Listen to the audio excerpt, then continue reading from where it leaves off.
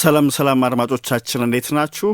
ዛሬ ስለ አርሰናል ቤት የተወሰኑ ሐሳቦችን እናነሳለን። ኒውካስል ዩናይትድን ካሸነፉበት ጨዋታ በኋላ የቀድሞ ተጫዋቻቸው ማርቲን ኪዌን ያነሳቸውን ሐሳቦች ተንተርሰን ስለ አርሰናል የዘንድሮ የውድድር ዘመን ጉዞ እንደዚሁም በቀጣይ የውድድር ዘመን ምን አይነት ለውጦችን ሊያደርግ ይችላል የሚሉትን ሐሳቦች እንጨዋወትባቸዋለን። ለቻናላችን አዲስ የሆናችሁ ቻናላችንን ሰብስክራይብ፣ ላይክ እና ሼር እንድታደርጉ በአክብሮት እንጠይቃለን። አርሰናል ኒውካስል ዩናይትድን ማሸነፉን ተከትሎ ሁለተኛ ሆኖ የማጠናቀቁ ነገር እርግጥ የሆነ ይመስላል። ያ ከተሳካለት ደግሞ ባለፉት 3 የውድድር ዘመናት በፕሪሚየር ሊጉ ሁለተኛ ሆኖ አጠናቋል ማለት ነው። እዚጋ ነው ሰዎች ተደጋጋሚ ጥያቄ የሚያነሱት። አስቸጋሪ ጊዜ ባሳለፈባቸው ጊዜያት ሁለተኛ ሆኖ መጨረስን እንደ ትልቅ ስኬት ቢቆጥሮ አያስገርምም። ነገር ግን ያንን ማሳካት ከጀመረ በኋላ አንዱን ደረጃስ ከፍ የሚለው መቼ ነው የሚለው ጥያቄ ተደጋግሞ ሲነሳ ነበር። መቼ ነው ወደ አሸናፊነት የሚጠጋው? የሰዎች ጥያቄ ነው። ብዙዎች እግር ኳስን በቅርበት የሚከታተሉ ሁሉ የአርሰናል ደጋፊዎች ጥያቄ ብቻ አይደለም። ዋንጫ ማሸነፍ መጀመር አለባቸው የሚለው ጥያቄ። ለዛም ነው ማርቲን ኪዌን እኔ ራሴ በእንደዚህ አይነቱ ሁኔታ ውስጥ አልፍ ያለው ይላል። አንድ ጊዜ ማሸነፍ ከጀመርክ በኋላ ቀጥሎ ሌሎች ነገሮችን ማሳካት ማሸነፍ ብዙም ከባድ አይሆንም፣ ቀላል ይሆናሉ። ነገር ግን በተደጋጋሚ ወደ ስኬት እየተጠጋህ ስታጣው ውጤቱን ከዚያ በኋላ ራስህን መጠየቅ ትጀምራለህ። በራስ መተማመን ላይ ችግር ይፈጠራል ይላል ማርቲን ኪዌን። በእንደዚህ አይነት አጋጣሚ የሚገባውን ነገር አልሰራሁም የሚለው ቅሬታ እንዳለ ሆኖ ከውጭ የሚመጣውን ድምፅም መጋረድ ያስፈልጋል ብሎ ነው የሚያስበው። ምክንያቱም በእንደዚህ አይነት አጋጣሚዎች ሁል ጊዜ የተለያዩ አይነት አስተያየቶች ይሰጣሉ። ስለሆነም ወደ አሸናፊነት ለመቀየር የሚያስፈልጉትን ነገሮች ለማዳበር ከፍተኛ ጥረት ማድረግ ያስፈልጋል። አሁን ሚኬል አርቴታና ተጫዋቾቹ በተደጋጋሚ እየሰሙ ያሉትም ይሄን ነው። ወደ አሸናፊነት መምጣት አለባቸው፣ ይሄንን ማድረግ ይገባቸዋል የሚሉና የተለያዩ አስተያየቶች ይሰነዘራሉ። እና ማርቲን ኪዌን ምን ይላል? እኔ ራሴ በተመሳሳይ ሁኔታ ውስጥ አልፍ ያለው ከ1998-99 እስከ 2000-2001 ባለው ጊዜ በ3 ተከታታይ የውድድር ዘመናት ሁለተኛ ሆነን አጠናቀናል ከማንቸስተር ዩናይትድ በመቀጠል። አሁን ያለውን የአርሰናል ቡድን ስሜት ጠንቀን የምንረዳው ለዛ ነው የሚለው። መለስ ብዬ ያንን ጊዜ ሳስታውስ በ3 ተከታታይ የውድድር ዘመናት ከማንቸስተር ዩናይትድ ቀጥሎ ያለውን ቦታ ይዘን ስላጠናቀቅንበት ጊዜ ሳስብ ምንም አይነት ሀፍረት አይሰማኝም፣ ጥረታችንን አደንቃለሁ ነው የሚለው። ግን አስቸጋሪ እንደነበር ያ ወቅት ግን አልሸሽግም የሚል አስተያየቱን ይሰጣል። እና ይሄንን መለወጥ ግን የአሰልጣኙ ብቻ ስራ እንዳልሆነ ነው የሚያምነው። ሁል ጊዜ ሁለተኛ ሆኖ ማጠናቀቅ ሰዎች የተለያዩ አስተያየቶች እንዲሰነዝሩ ያደርጋል። ይሄን መቀየር ግን የአንድ ሰው ስራ ብቻ አይደለም ነው የሚለው። እኔ የነበርኩበት የአርሰናል ስብስብ እንደመታደል ሆኖ ጥሩ ስብስብ ነበር ብሏል። ግን እንደዚያም ሆኖ ማሸነፍ ተቸግረን ነበር። ስለዚህ አንዳንድ ማስተካከያዎች ሲያስፈልጉ ስለነበር በወቅቱ አርሰን ቬንገር በ2001 ክረምት የስነ ልቦና ባለሙያ ወደ ክለቡ እንዲመጣ አደረገና ችግራችንን መፍታት የምንችልበት መፍትሄ እንዲጠቆመን አድርጓል ብሏል። እና የስነ ልቦና ባለሙያው ከኛ ጋር ባደረገው ቆይታ ቁጥራዊ መረጃዎችን በሙሉ ስንመለከት ሁለተኛ ደረጃ ላይ የሚቀመጥ ጥረት ነው ያደረጋችሁት አለን።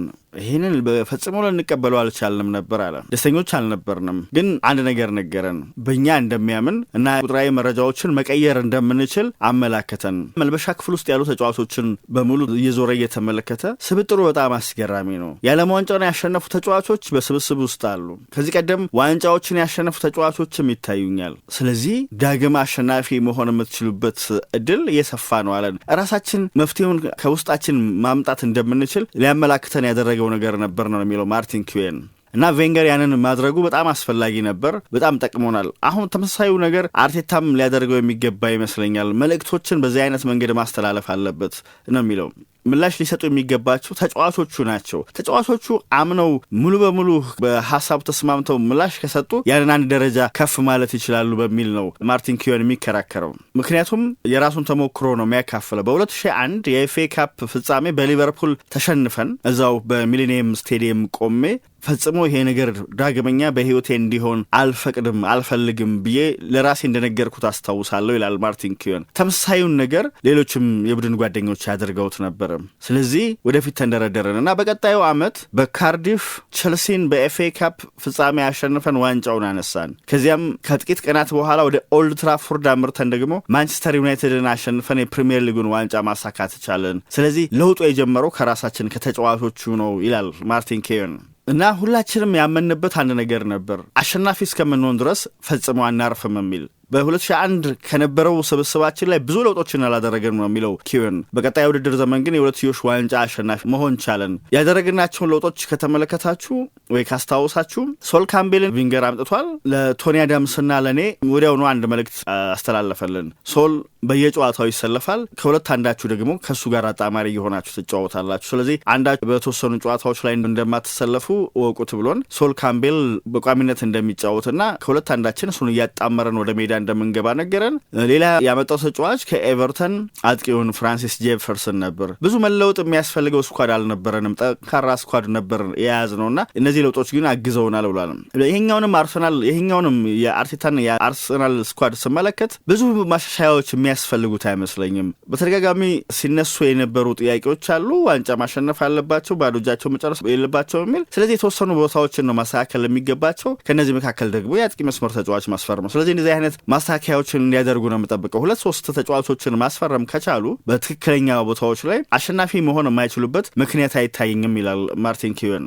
ከሁሉ በላይ አስፈላጊው ነገር ተጫዋቾች መልበሻ ክፍል ውስጥ ሲገቡ እና ዙሪያቸውን ሲመለከቱ ሁሉም ተጫዋቾች ተመሳሳይ ስሜት እንዲኖራቸው ያስፈልጋል። በቃ ከዚህ በኋላ ሁለተኛ ሆነን ልናጠናቅቅ አይገባንም፣ አሸናፊዎች መሆን ይጠበቅብናል የሚል ቁርጠኝነት ፊታቸው ላይ ሊነበብ ይገባል። ያንን መፍጠር ከቻሉ ቡድኑ አሸናፊ መሆን የሚችልበት እድሉ ሰፊ ነው የሚል አስተያየት ይሰነዝራል።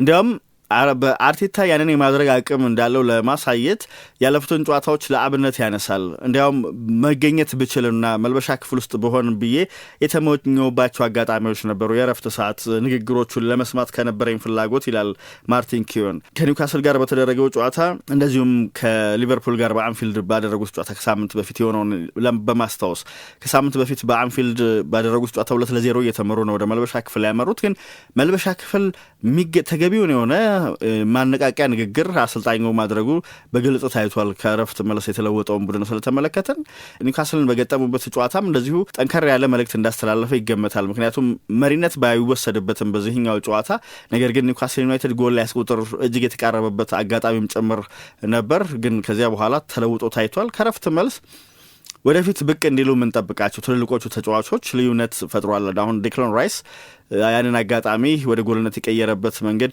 ከሱ የሚጠበቅ ነበር። በእርግጥ በጨዋታው ከአካል ብቃት ጋር በተገናኘ መጠነኛ ችግር ታይቶበት ነበር። ነገር ግን በሚፈለግበት ሰዓት የሚፈለገውን አስተዋጽኦ ማበረከት ይችላል እና እንደዚህ አይነት ትልልቅ ተጫዋቾች ያስፈልጉታል ቡድኑ። በእርግጥ ይሄኛው ጨዋታ የተለየ ትርጉም የተሰጠው የነበረው ከቻምፒየንስ ሊግ ተሳታፊ የሚያደርገውን ቦታ አግኝቶ ለማረጋገጥ ትርጉም ያለው ጨዋታ እንደሆነ አስቀድመው የተነገረለት በመሆኑም ጭምር ነበር። በጣም ጥሩ የሆነ ውጤት ይዞ ወጥቷል አርሰናል። እናም በማርቲን ኪዮን እምነት 2019 ላይ አርቴታ ሲመጣ ቡድኑ ከነበረበት ሁኔታ ጋር ሲነጻጸር አሰልጣኙ አርሰናል በሚገባ ቀይሮታል እና መጠነኛ ማስተካከያዎችን በማድረግ ብቻ ወደ አሸናፊነት እንደሚመልሰው አምናለሁ የሚል አስተያየቱን ሰጥቷል። አድማጮቻችን እናንተስ ሀሳባችሁ እንዴት ያለ ነው? አጋሩ።